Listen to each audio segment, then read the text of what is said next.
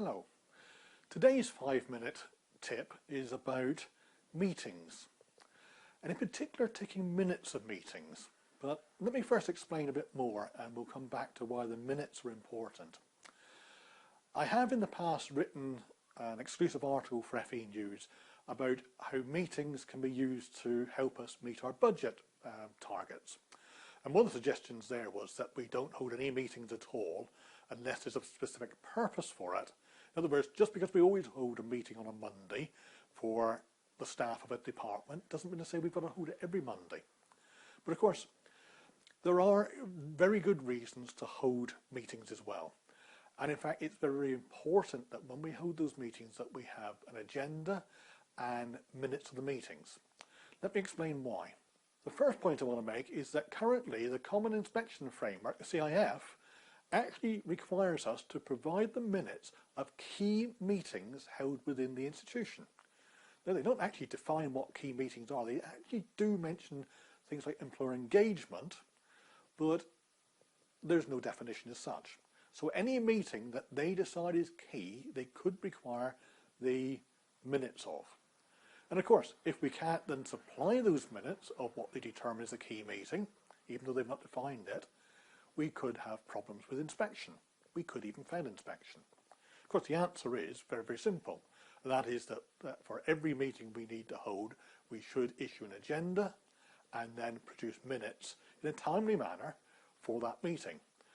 I think it's quite important as well that we have some things on the agenda that we cover as a matter of course. Those items like health and safety, safeguarding, etc. Things that they would expect to see minutes of. So you put those in as a standing agenda item and always address them. Even if it's only to say there is nothing to report at this time, it means you've actually given consideration to it. So producing minutes and the agenda, of course, of meetings for the Common Inspection Framework is essential. But I recently came across another situation in an educational organisation where I was called in to assist them with a project that was actually going quite slow. So the project had been running for something like 9 months. They had a deadline to hit that was just 5 or 6 months ahead.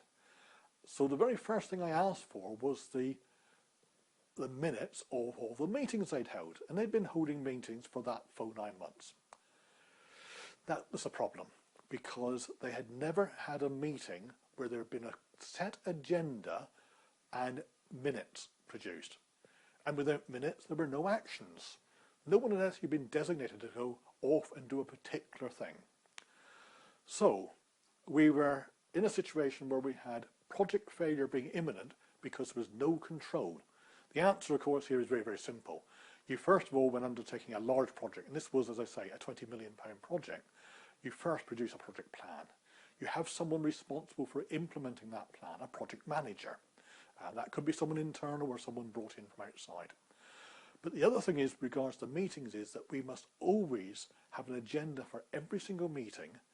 We must produce minutes for that meeting in a timely manner, as I said earlier, and also mark on their actions for every meeting we hold. In other words, it needs to be a smart plan with smart agendas and smart minutes. Things that are very specific, that are measurable or achievable, realistic and timely.